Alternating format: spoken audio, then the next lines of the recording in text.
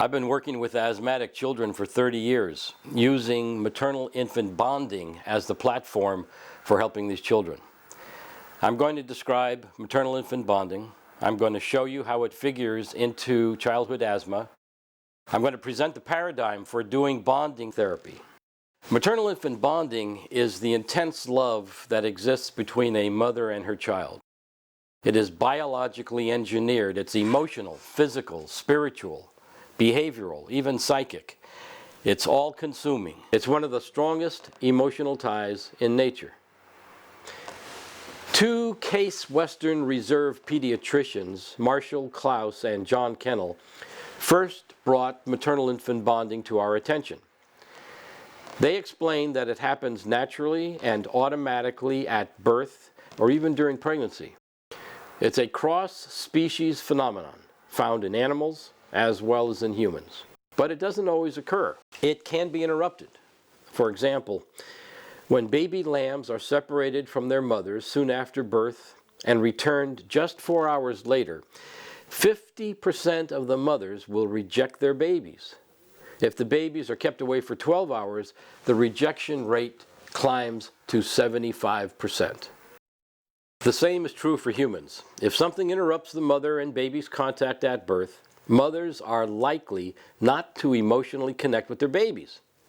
A number of studies were conducted by Klaus and Kennel and their colleagues that indicated that non-bonded babies didn't nurse as long, were fussier, had a higher incidence of failure to thrive, abandonment, neglect, and abuse, had more medical problems, and were treated differently, less affectionately by their mothers. When a mother isn't bonded to her baby, she often feels it and knows that something's wrong. She may say, "Something's missing. I don't feel about this baby the way that I feel about my other children." Or she may feel that it's in her child and say, "Something's been wrong with this baby right from the start. He hasn't been affectionate or cuddly." But it's not her fault. Bonding problems occur accidentally. Klaus and Kennel discovered that there are two major non-bonding events that interrupt the bonding process. Physical separation at birth, just like other animals, and emotional separation due to maternal trauma.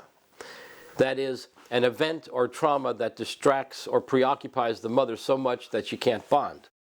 When either of these two events occur, physical separation or emotional separation, the chance of bonding is greatly lowered. Now, physical separations occur when the child is removed from the mother or when she can't attend to the baby. For example, when the baby is placed in a NICU or an incubator, when the mother's anesthetized, when the mother's very sick and can't be with her child, when there's a C-section delivery, when the child's adopted, when the mother is sent home and the baby is kept in the hospital, or, Klaus and Kennel say, when the child is a twin or a triplet. When these things happen, there's a good chance that the mother didn't bond with her baby. The second type of non-bonding event, emotional separation, occurs when the mother is going through something in her life that is so intense and overwhelming that bonding just can't happen. For example, when a family member has died, when the mother has had a recent miscarriage, when there are marital problems, when serious drug or alcohol use is in the picture, when the mother's alone, isolated. Any of these events can be so upending that she is distracted and prevented from bonding with her baby. Now, Marshall Klaus is quick to state that mothers often find within themselves the ability to bond even when this stuff happens. But when there is separation at birth or emotional trauma, the chances are that bonding was interrupted. Now, here's the connection between problems with bonding and asthma. Non-bonding events are found in the histories of a surprisingly high number of children with asthma and their mothers. As compared to non-asthmatics, there are 3 times as many children who have bonding problems. The connection between asthma and non-bonding was studied by 3 psychologists. In the first study, Stephen Feinberg found that 84% of children with asthma had histories compatible with non-bonding. And this was compared to 25% of well babies. In a second study, Melissa Schwartz found that 86% of asthmatic children had histories of non-bonding, as compared to 29% of non-asthmatics. And in a third study, Dale Pennington found that asthma was associated with 3 particular types of non-bonding events: separation at birth, marital problems, and maternal grief. Other related studies have demonstrated this connection between non-bonding events and childhood asthma. A Norwegian study of 1.5 million children concluded that, quote, pregnancy complications seem to be a risk factor in the development of asthma, unquote. In the Journal of Pediatric Research, Cursett reports that, quote, C-section deliveries may be associated with an increased prevalence of asthma, unquote. Other researchers have shown that C-section deliveries have a 50% higher risk of developing asthma, and emergency C-sections a 60% risk. Anesi Maisano and her colleagues reported that in utero perinatal factors increase the risk of developing asthma, that is, complications during pregnancy, labor or delivery, child illness, or health complications during the first week. Rosalind Wright at Harvard reported in the American Journal of Respiratory Critical Care Medicine that perinatal stress is a predictor of wheezing in infancy. And Mary Clinert and her team in Denver found that asthma was highly associated with parenting problems that they were able to measure at 3 weeks of age. There seems to be a robust relationship between asthma and bonding disruptions. Now, the startling part of this relationship is this. When you repair that bond in the mother, the asthma gets better in the child. The remainder of this presentation will show you how to repair that bond through bonding therapy. Bonding therapy is a 3-step process. The first step is find out if there's a bonding problem. You need to find out if anything happened to the mother or child around pregnancy and birth. From the information already discussed about non-bonding events, you can get an idea of the things to look for. You can also use the Maternal Infant Bonding Survey, the MIBS, to help you ferret out the factors that may have led to a bonding disruption.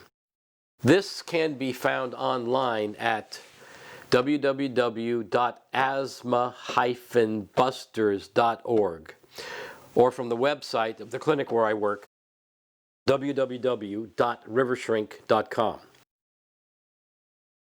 You need to find out if the baby was physically separated from its mother at birth or soon afterwards, or if the mother was emotionally separated, overwhelmed by some trauma in her life. An eye-opener question that often tips you off to the existence of a bonding problem is this. How did you feel when you first held your baby? Bonded mothers will often say that it was the highlight of their life. They were ecstatic. It's as clear as a bell. They remember it as if it happened yesterday. Those who didn't bond will say something quite different. They'll say that they were afraid, that they were sick, they didn't recognize their child, they didn't feel like anything they thought they would feel, they don't remember it, or that something was less than wonderful. When you have found the non-bonding event, the second step is heal it, therapeutically process it, or metabolize the event or events. Explain to the mother how this is related. Tell her what you're going to do. She often will be relieved to know the way that she's felt about her child was not her fault. And then heal it. Use any method that you can to do so. And it shouldn't take too long. The mother has been trying to heal this ever since it happened. It's been a pebble in her shoe. She may have already done most of the work. The method that we use is just to use straightforward suggestion. You simply tell the mother in hypnosis to heal or repair or mend this thing. The pain from the death of her parent, the pain, confusion, fear, and disappointment over the C-section, being sent home while her baby was in the hospital, being so sick that when her son was born she didn't even know him, the marital problems that she was having at that time, the miscarriage that she had 6 months before she got pregnant, the embarrassment that she was 15 years old and pregnant. Other interventions such as EMDR, art therapy also work. And then the third step in bonding therapy is this. When you've healed all of the non-bonding events in the mother's history as they relate to the child, then you have her imagine how it should have been without the non-bonding event. And it goes like this. Imagine now that the birth was just as you wanted it to be. When you find out that you're pregnant and everything is fine, your index finger will float or tell me. When your unconscious mind knows what it's like at the end of the first trimester and everything's fine, let me know. Same for the second and third trimester, and then your baby will be born quickly, and when he takes his first breath, let me know. And then they place him on your chest, and you look at one another. And then when your unconscious mind knows this and everything's fine, let me know. And you take this through the first hour, the first day, the first week, the first month, first year, all the way up to now. And be sure to go through the part where the non-bonding event came, and to do it without the non-bonding event being present. If at any point she cannot imagine that everything is okay, it means that there's still something bothering her that needs to be cleared out. Clear it, and then return. That's bonding therapy. That's how to repair disrupted bonding, and when that's done, a child's asthma will improve. The work is done entirely with the mother. It works best for younger children, even infants, and we haven't had much success with older adolescents. There have been 3 studies evaluating the effectiveness of bonding therapy in helping asthmatic children. In the first, the mother of 6 asthmatic children were treated with bonding therapy. 5 children experienced complete or nearly total improvement in their breathing. The 2 infants in the study had a complete remission of all symptoms. In the second study, mothers of 15 children were similarly treated. 12 children's symptoms improved. 10 children were regularly taking medications, and after bonding therapy with the mother, 8 no longer needed medication. In the third study, 13 children improved totally or nearly completely, and 2 of those who did not improve were the oldest children in the study, older adolescents. Thank you for giving me the opportunity to show you how to do bonding therapy with mothers of asthmatic children.